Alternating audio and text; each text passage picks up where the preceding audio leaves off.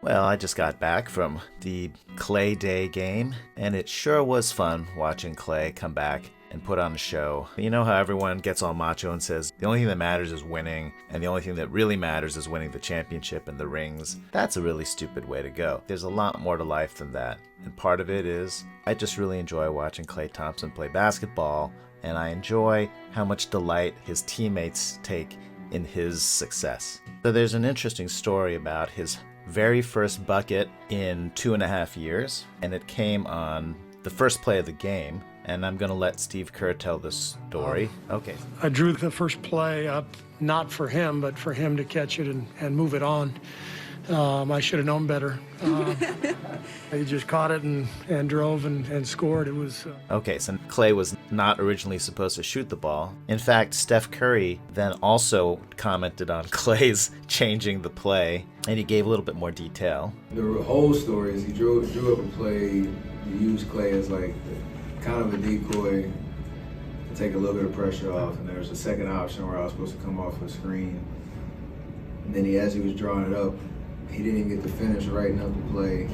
Klay was like, no, can we switch it to the other side? Because he likes that way, coming off and catch and shoot.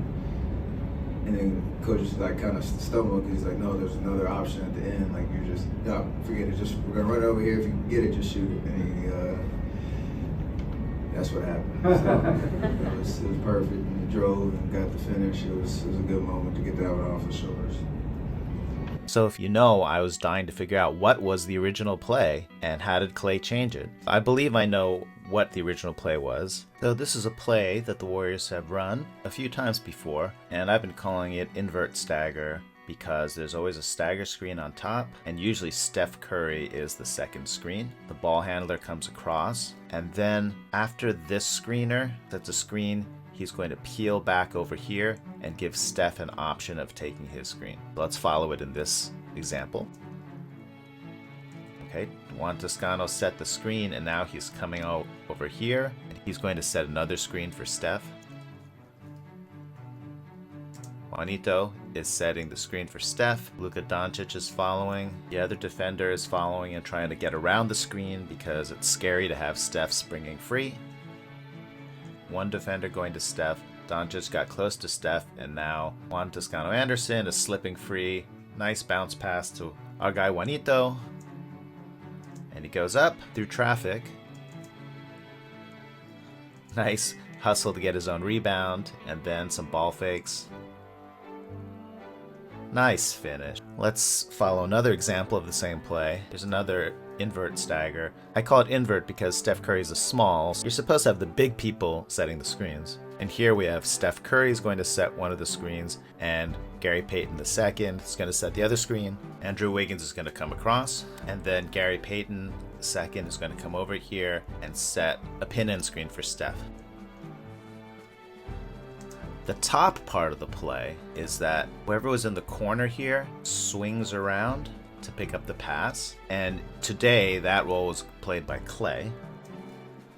We have this one guy who sweeps around. There's something that looked kind of like a down screen for this guy. He comes up and gets the ball. So this would be Klay, and then here is a screen for Steph. So Steph will take the screen.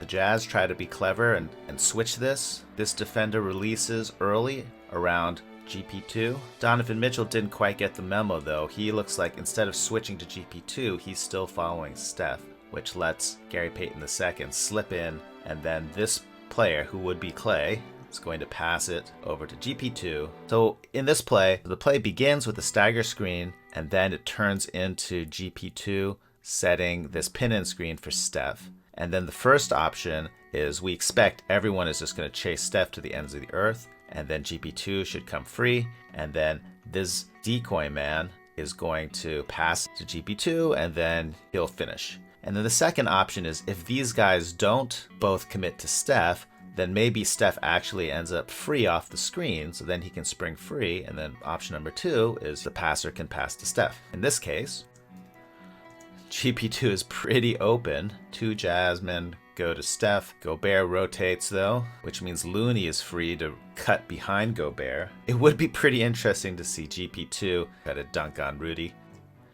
GP2 got met by Rudy, and then he notices that Looney is cutting along the baseline, so he has this very nice little wraparound pass to Looney, which he bobbles. So that was a lost opportunity, but the play's not dead because Steph Curry never stopped moving and he wandered out up top, and for some reason he's still being shadowed by 2 defenders, which is super not optimal, which means that somebody's free and this cutter is free.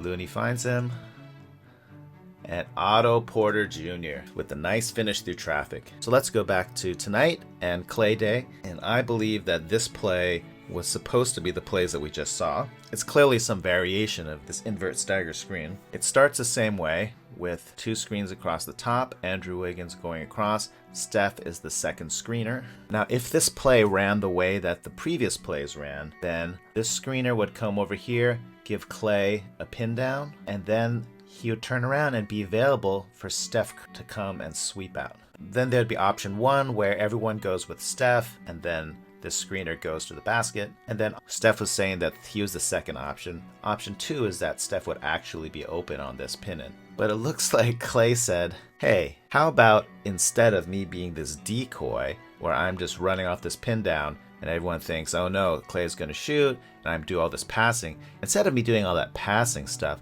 how about I just keep the ball and try to score? And it just sounds like Kerr said, no man, we already have this other option where, you know, there's a diver and then Steph can pop out. And he said, oh, forget about it. If you're open, take the shot. So all this stuff is going to happen with Steph coming around and taking the cross screen. But in fact, the real action is just going to be the simple, there's a pin down, Klay will come around and get the ball from Wiggins, and then he's going to try to score.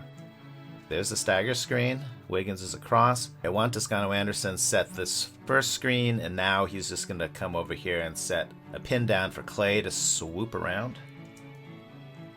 So if this play ran the way that it ran before, then our guy Juanito would come over here and set a cross screen for Steph, which is going to actually happen in this play. And then if Steph draws 2, then Juan is going to go to the basket. Option 1. Option 2 is Steph is open. And Klay would be over here waiting to see which option he should pass to.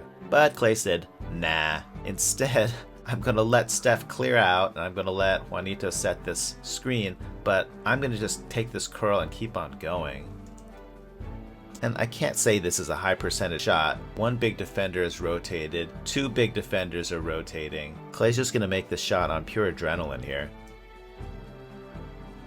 But you can't complain about the results. And that also took the pressure off. It's good that Klay got the first basket in 2.5 years out of the way early, and he could focus on shooting a 3-pointer every single time he touched the ball and other kind of basketball plays. I can't resist talking about one more play. You might be able to guess which one it is. This is a bit of a scramble play, and Jordan Poole is calling for Looney to go and set screen for Klay.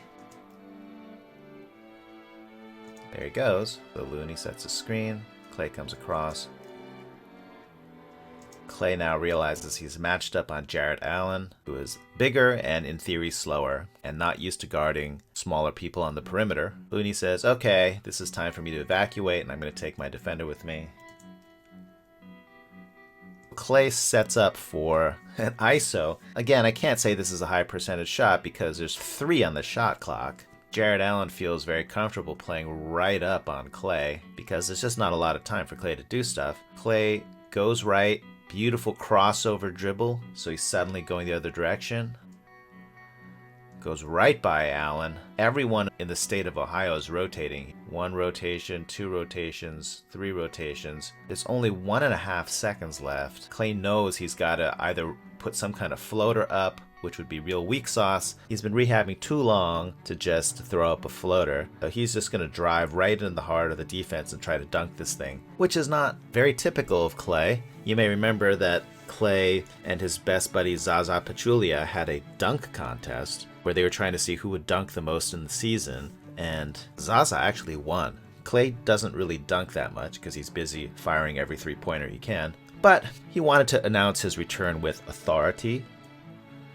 Oh, here's a nice angle of the crossover. Klay clearly seems to be dribbling this way, and then the crossover, so he's suddenly going the other way. Chris Chiozza is doing his patented Hold Me Tiny Dancer celebration when something really cool happens. Draymond, as usual, is yelling. Oh, here's Steph. So he was so excited, he's actually run all the way down the baseline. Okay, now he's just dancing across court. Why not? It was a pretty great dunk. Draymond has come all the way out to yell. Steph is so excited, he's going to start whipping Draymond with his towel. Yeah, it's been a long wait, hasn't it? Klay is doing a little self-reflection, and he's decided that what he just did was really nasty. And Jordan Poole over here, he's done an independent study, and he's also decided that Klay dunk was nasty. Yeah.